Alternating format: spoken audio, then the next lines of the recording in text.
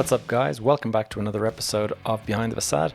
I'm your host, Gavin J. Gallagher, and on this podcast, I explore the mental and emotional game often playing out subconsciously both in your mind and the mind of everyone else in the real estate or property investment market. The key to success in this game is to master your mindset and behavior, to take control of your thoughts, your emotions, and, most importantly, your ego. Welcome to the show. What's up, guys? Welcome back to another episode. And this is not just any episode. This is episode number 200. And that I have written on my notes here, WTF. And that is because to think that 200 weeks ago, 200 consecutive weeks ago, we were in the middle of the COVID lockdown. And I decided, why not give this a try? And that was a crazy time. Obviously, as you guys probably all remember, if you're only just new to the podcast, well, then you should go back to the beginning. And that was the first episode was a trailer that I put out on the 28th of April, 2020. And so we are coming close to 4 years of continuous podcasting since then. Now, what I want to do with this is a special episode. And I actually started writing the script last night and I was going to hit record, but I kind of thought, you know what, I'll bring it into the office because this is where I started the podcast. And so I thought I'll be in here and I'm dressed up today because I'm going off to a couple of meetings in a little while. But I thought I would bring you into the office and I would just record this kind of on the fly and just hopefully share some of my experiences and some of the lessons that I've learned over the last 200 episodes. And, you know, there's some big experiences, some big lessons that can be gleaned from this. And, you know, a 4-year period is quite a chunk of time. And so there can be a lot of change in that period. So I thought it'd be useful to share what I've learned over that period of time and some experiences. So first of all, what is the probably the most memorable experience for me is the birth of my son, Dominic, who was born in August of 2020. So right in the middle of the lockdown, he was born. That was an interesting experience, I can tell you. Not being allowed into the hospital until like 5 minutes before he's about to be birthed.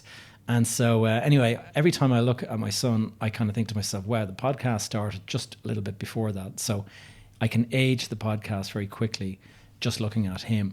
And boy, does the time fly fast.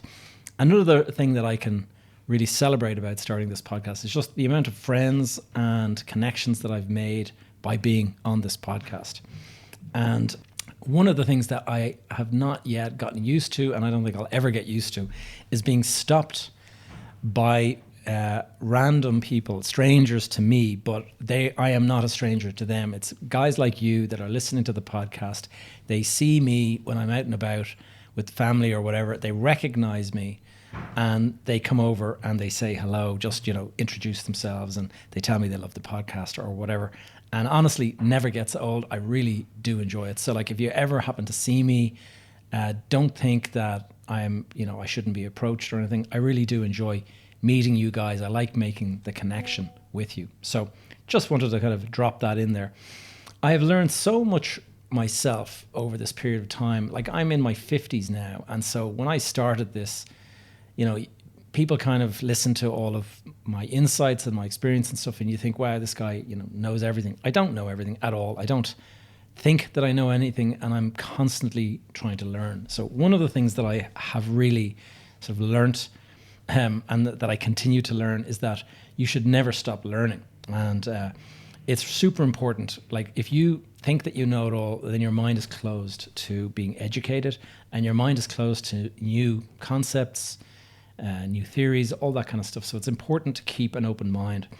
And no matter what age, what experience you have, every day is a learning day. And so we talk about ABL, always be learning. That is me. Now I'm curious, so maybe it comes natural to me, but definitely if you're out there, if you see or hear something that sounds novel or new, listen carefully because it might be the way things are going in the near future. And then if I go back 4 years, there's been quite a transformation in the economy. And like 4 years ago, we entered COVID and the banks, you know, put their interest rates down to zero effectively. And everyone was concerned that the economy was going to destroy itself. And so they decided to turn on the taps. And, in the US, they were handing out, thousands to people. People were, on furlough, so they were at home, but they were still getting paid. There was massive, massive change in society in general. But definitely the economy has changed a lot.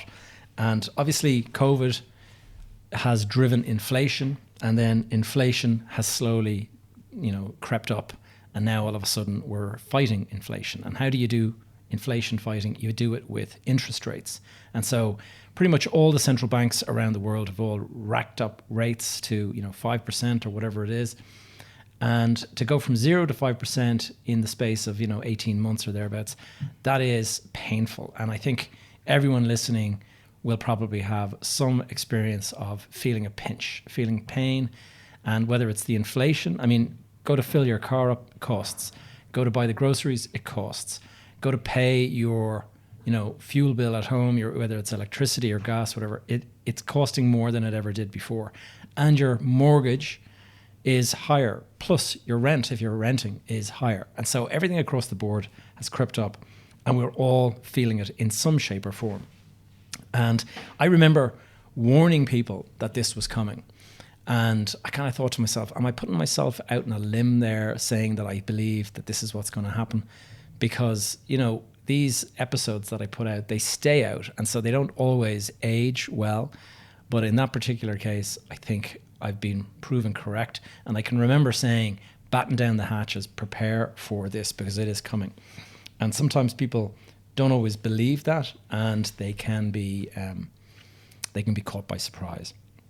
Now, one of the downsides of starting the podcast and getting kind of a little bit of a following is that it does attract impersonators and scammers and things like that. And one of the things that I started as a result of the podcast is my TikTok profile. And like we all have social media and stuff like that. And a lot of people will just have a private account, whether it's Instagram or whatever, and you don't go out posting stuff. But I thought, it's on brand with the podcast. Why don't I go and post to TikTok? Why don't I go and put some sort of opinions and expertise and educational stuff out there? And I've done that, and it really blew up. It was what started out as a kind of a joke with my kids has blown up. I now have over 8,000 people following me in TikTok, and I get tons of engagement, which is really great. But what it has done is created this copycat kind of thing. And I'm actually just at the moment, I'm dealing with a brand new impersonator that has come in and is trying to scam people. And so I got to give a quick shout out to RA Property Maintenance, I think it is, in Tipperary. That is Richard, who contacted me yesterday on TikTok just to let me know that he has been contacted by me, as in a scammer pretending to be me. And it's a very, very convincing profile because it says Gavin J. Gallagher on the handle. But when you take a very close look, you can see that it's GAV, and instead of an I, it's an L, a lowercase L. So it actually looks like an I on first glance, but only when you notice it kind of carefully do you see the difference. And so it looks like my handle. And so sure enough, these guys messaged Richard, and Richard thought it was me messaging him. And he's like, oh, hi, Gavin. And he sent me some of these screenshots so that I could see. But it's basically someone trying to flog some sort of a Bitcoin crypto scam. And you really do have to watch out, guys. And it's not necessarily just TikTok. I know that somebody reached out to me on LinkedIn and said, Gavin, can you confirm my investment is safe? And I was like, what investment? What are you talking about? And he was like, the one you took from me there recently. And I was like, I have no idea what you're talking about. And I just was like, I hope you haven't been scammed by somebody. And sure enough, the guy had been scammed, but not a small amount. I think he said it was $80,000 Australian dollars. And so like people do get hoodwinked. And, if somebody is trying to sell you crypto in my name, then it's a bit of a red flag because, it's not quite on brand, is it? I don't talk about crypto really that much, but I do talk about property and real estate. So if somebody's trying to sort of say, hey, there's a great real estate investment, be very careful, because it's not going to be me unless you hear it on the podcast first. Anyway, just watch yourself out there. Wanted to kind of mention that specifically and give the quick shout out to Richard, because it's vigilance by you guys that actually helps me. What these guys do is they actually block me, so I cannot find those accounts. I had to ask my wife, could she open up her TikTok so that I could actually search for it? And I found it using hers, but on mine, it doesn't appear. Anyway, on to the next thing, the lessons. Like, I think one of the big lessons is, I just referred to the economic change and things like that. And I think what lesson that shows me is that, and I've talked about it before when I talk about the 4 E's, but there is an inevitability about change. You cannot expect the economy to stay put. You cannot expect smooth sailing. Whatever you're doing, it might be boom times today, but that will end. Or it might be a horrendous, difficult time today, but that will end. And so you have to really think about, the inevitability of change, and just make sure you don't put yourself in a difficult position that is going to leave you tight in the event that there's any kind of a downturn. Don't get overexcited during the boom times, because that can be, the rock that you'll perish on. So just definitely expect change. Stay alert. Remember the 4 E's. Well, I'll give you the 2 E's that I'm referring to directly. In this case, it's events and the economy. So the economy can obviously falter at any time, but what can come out of the blue and cannot be prepared for are events. And these events happen without any warning whatsoever. So let's use the most recent event would be, the stuff that's going on in between Israel and Palestine, or the Palestinians. That has all happened very, very, now it's October now at this stage, so it's been 6 months. But what I mean is that looks like peaceful times one day, the following day, that's all changed. The next thing might be, what else could we refer to? Well, look at the bomb attack in Moscow by ISIS. There's an unexpected sort of surprise attack. These things will happen, and sometimes they can unnerve the market, and you can suddenly have a massive swing in values or in consumer sentiment or whatever it might be. The next thing I want to talk about, and it's related to what I just talked about, is resilience. And one of the biggest lessons in my life, and you guys have probably at this stage, maybe you're sick and tired of hearing me talking about it, but resilience. You have got to be, harden up, and you've got to be resilient, because there's going to be hard times. And no matter what you're going through, you have to expect ups and downs. It is utterly naive to think it's going to be smooth sailing for your entire life. Now, the big mistake that I made when looking back on my own career is that I was extremely lucky to be in the right place at the right time. And I entered into the market around the boom time of the early 2000s, when we were going through this massive sort of upward market. And it was like 5 or 6 years of absolutely ridiculous, crazy growth in the market. And so everything I touched turned to gold. And when you're in that kind of environment, you have got to have somebody whispering in your ear saying, this is not going to last. This is not going to last. This is just a temporary sort of situation, and get ready for hell to open up and swallow you up. And that is what ultimately happened. I ended up caught on the wrong side of the 2008 crash and paid a very hefty price for that. And that is something that, if I look back now and think to myself, like, if I had been doing the mentoring and stuff like that I'm doing now, if I had had my own mentor back in those days, which I didn't believe I needed, if I had my own mentor, somebody who was kind of doing that kind of whispering in my ear, I possibly could have sidestepped a huge amount of the damage that was done to me. And I can remember buying investments because I reckoned they were going to go up, not looking at the fundamental economics of them, and just saying, look, everything I touch turns to gold, so it's going to continue on like this. And ended up with assets that turned out to be dogs and didn't do very well at all. So be prepared. Know that the market will correct either upwards or downwards, whatever position you're currently in. roll with the punches. It's just a fact of life. And like I said, if you want to be an investor, then it is naive to think that you are going to be an investor that doesn't have a down day or a down month or a down year, or as I experienced, a down 6 years, where everything just continues falling for 5 to 6 years. And I describe that feeling as like death by 1,000 cuts, because it's not one thing that comes along like a train and like that's it, you're game over. It is every day something new, every week another problem, setback, banks coming in making demands and things like that.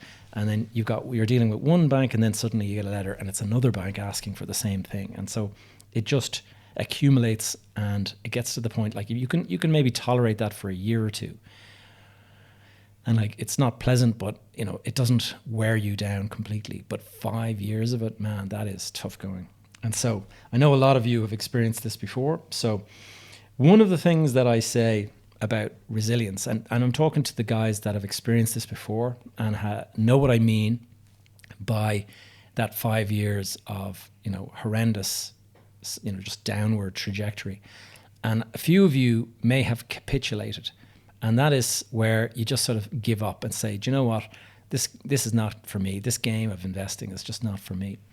And you guys, I'd like to start thinking that you have to believe that being caught by that terrible situation does not mean that investing is a bad thing.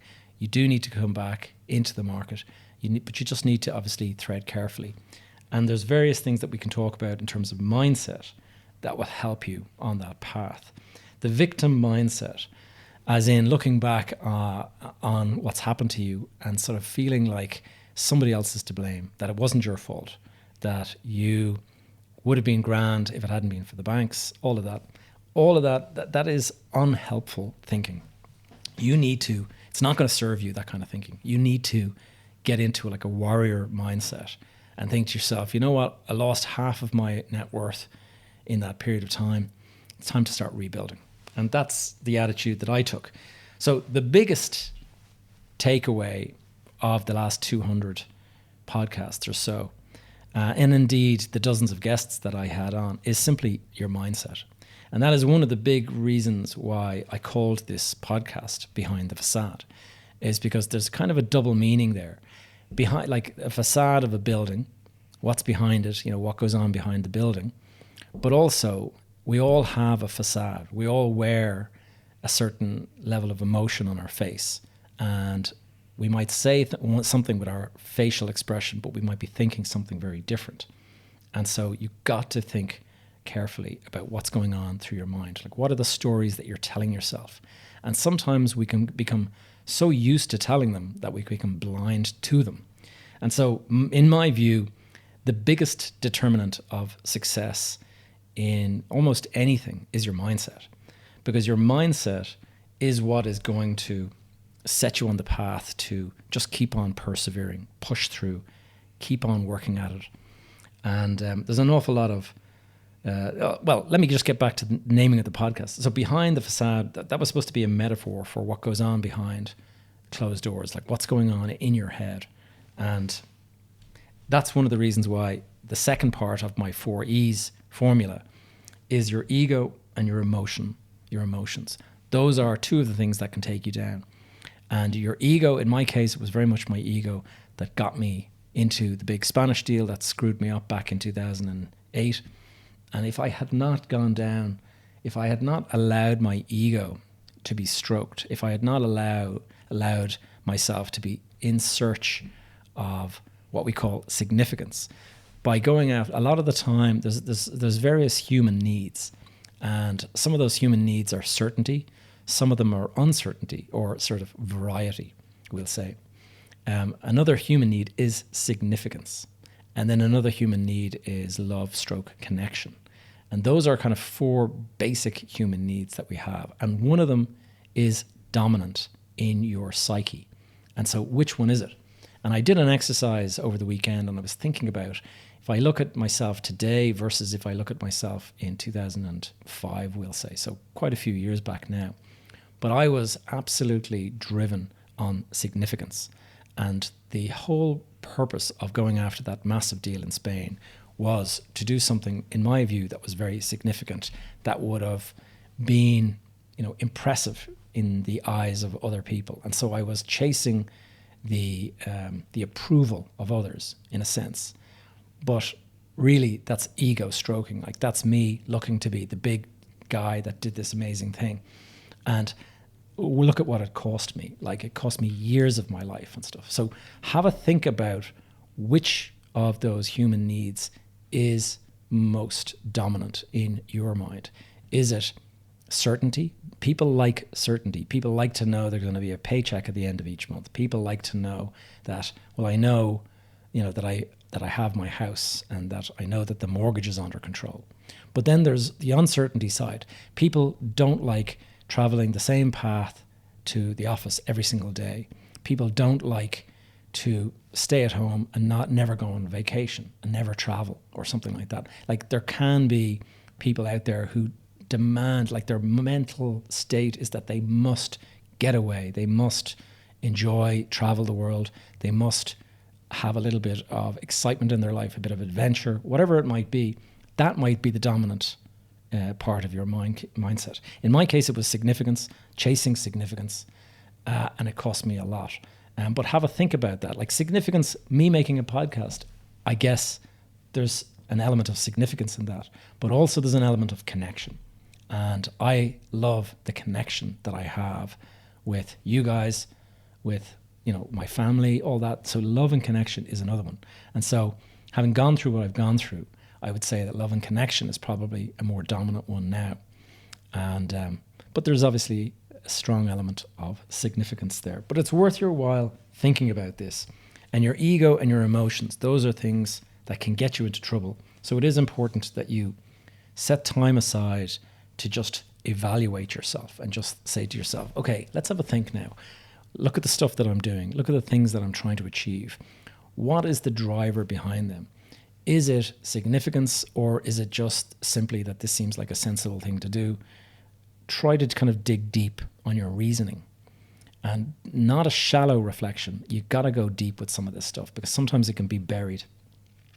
So what else is a reason why mindset is, in my view, the most important thing? Well, your decision to start anything, your decision to keep going, your decision to push yourself through challenges, your decision not to quit, all of that will start and stop in your mindset. And I'm going to give you an inspiring example.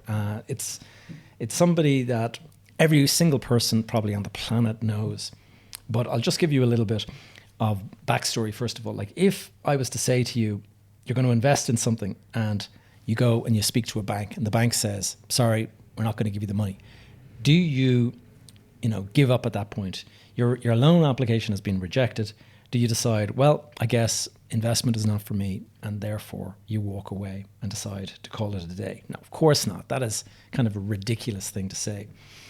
And you just go and you'll find another bank and you'll apply to that bank, and hopefully that process will go through smoother. But what happens if you get another rejection? Is that the point that you decide that you should quit? Or do you keep going? Let's say you go to another 5 banks and all 5 of them reject your loan application. Is that time to quit? Like, you've been turned down 7 times now. Maybe it's just not for you. Is that what you're thinking? Well, I think you really have to think about this more carefully. Never quit is kind of the view I have, because there are people out there that have started businesses that literally had nothing, and today they've built something very, very big and well known, and from literally from nothing. And so the strong mindset will give you the strength, tenacity, perseverance just to keep going. How many rejections would you take before you decided that, okay, that's it, I'm just going to hang up my boots here, I'm just going to give up? Well, this story will be the one that'll give you an idea. You've all heard of Walt Disney, the man who created Disney, the man who created Mickey Mouse, all of that kind of stuff. Pretty sure every single person on the planet knows. Well, did you know that his first business was a business called Laugh-O-Gram Studios? And that was his very first business. He started it up, started doing animation, all that. It went bankrupt. And he got very, very badly hurt in that. He hurt other people, investors. I think his brother might have been involved as well. And so not a pleasant experience for anybody to go through that.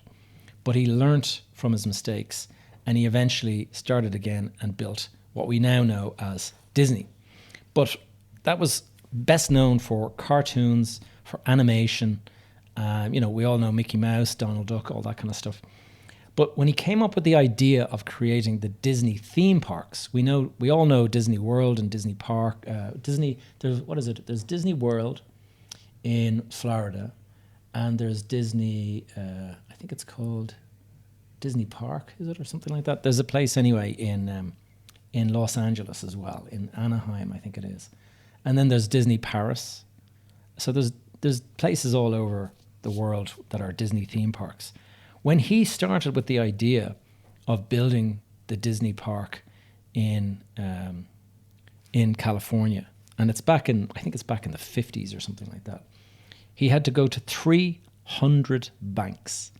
Every single one of them rejected him before he eventually found a bank that was willing to see the same opportunity that he saw.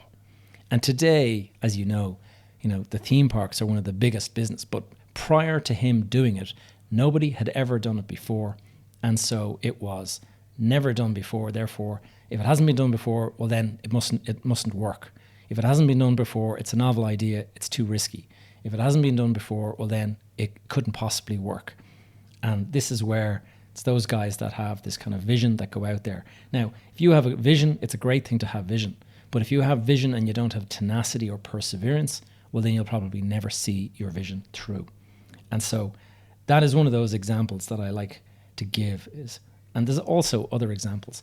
If you know of Sylvester Stallone, and I know there's a documentary on his life in Netflix at the moment, but when he started out, Sylvester Stallone grew up in a really rough part of the Bronx. He looked kind of strange because he was born. When he was born, they had to pull him out with forceps, and so he has like a scar on his face, which gives him his kind of unique voice and stuff like that. He was going around all of these places looking to become an actor, and he went and he applied to different studios and different acting schools and all of this stuff. He applied 1,500 times for a role as an actor and was turned down every single time. And then he decided to try his hand at writing, and he wrote the script for Rocky, his second movie. The first one was a slightly unknown title, I can't remember the name, but Rocky was the one. And he was going around trying to sell it, and nobody was interested. And then he found somebody who was prepared to pay him, but they only wanted to pay him and not for him to act it. They just wanted the script, and they wanted to give him, I think they offered him 30,000 for the script, but for him not to act in it, just for the script. And he said, no, I'm an actor. I've written this, and I'm going to be also the star in it. And they were like, not at all, no chance, So 30 grand, he had no money at all. He was absolutely broke. So broke, in fact, that one day he couldn't feed his dog any longer. So he took, man's best friend, his best buddy, his dog, he took him to a liquor store and he stood outside trying to sell the dog. And a guy came along and paid him $25 for this dog. And he gave up basically this lovely dog that he really cared for because he had that little money. Took the $25, bought some groceries, whatever he had to do with it, and kept on going. He suddenly gets offered the money, the 30,000, but they don't offer him the role in it. They just want the script. He turns it down and he walks out of the office. And so a few weeks later, they obviously thought they'll kind of like chill him out and they'd make him come back begging, but he didn't go back to them. And so a month later, they call him again. They say, look, we really, really want this script. We'll pay you $125,000 for you to give us the script and not to be the actor in the movie. And he turned them away, walked out the door again. So they increased the offer. I think they went to 250,000. And he said, unless I'm the actor, no. Now, can you imagine you are dirt broke and you have a vision for being in the movies, and somebody is waving 250 grand in front of your face, and you say, no, I'm walking out the door. Like, that takes serious guts, perseverance, all that stuff. Anyway, what happens? They eventually capitulate. They really want to make the movie. So they say, look, we'll do it, but we are not taking a risk on you as an actor. So you were going to run the risk like us. We will pay you $35,000 for the script, and then you were going to work on the movie for free. And if it's a commercial success, which we highly doubt it because you're not a known actor, but if it's a commercial success, then we are going to share the profits with you. But that is the deal. He took the deal. He took the 35,000. And what was the first thing that he did with the 35,000? Did he go out partying? Did he go out buy a new car? No, he went to the liquor store, and he spent 3 days going to the liquor store trying to find the guy that bought his dog. And when he finally found the guy, he said, hey, I'm the guy that sold you the dog. I've got some money now. I'd like to buy him back. And the guy said, it's my dog now. You can't have him. And he said, look, you gave me $25. I want to give you $100 for the dog. I'll give you 4 times your money. No chance. So then he changed his approach. He upped it to $1,000. The guy said, no chance. He upped it to $2,000. The guy said, there is no amount of money that you can offer me that will get this dog. And so that was not enough for Sylvester Stallone. He decided that, no, I know what I want and I'm prepared to pay. And so out of the $35,000 that he had earned, he paid $15,000 to this guy to buy his dog back. And I mean, it just says an awful lot about the guy. But also, the guy really managed to kind of like really crank out a good deal for him.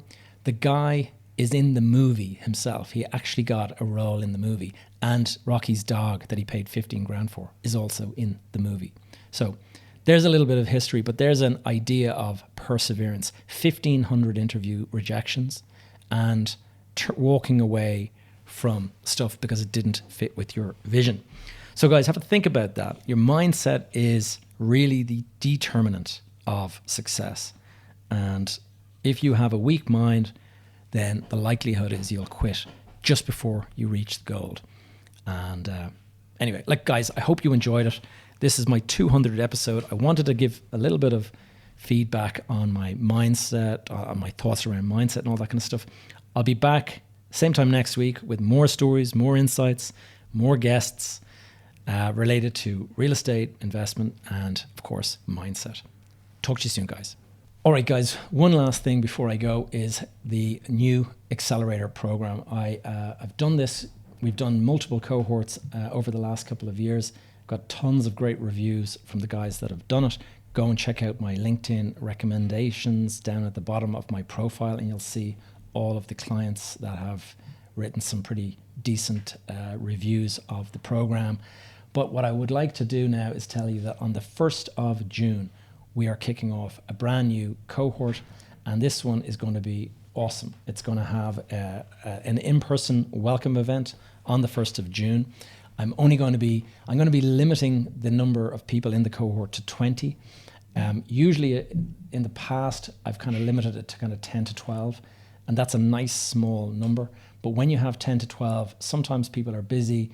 You end up with only a handful of people on the call. So I think if we make it 20, we can probably have 10 people on the call, and you always get some great insights from other people. Now, this is for people that are more advanced. This is not the junior or the novice investor sort of level. This is for people who are more advanced, who are probably professionals or corporate executives or contractors with their own business that are looking at getting into property on a kind of professional level, like a serious level, where you're going out there, you're building a big portfolio, or you're at least trying to create enough passive income, robust passive income, that you can step away from a full-time job and you can actually have like a recurring income from your properties. That's the idea. There's an awful lot that goes into that, and that's what this program is. The program lasts 16 weeks of actual like one-to-one coaching and all that kind of stuff. but you're actually in the mastermind as well for a year.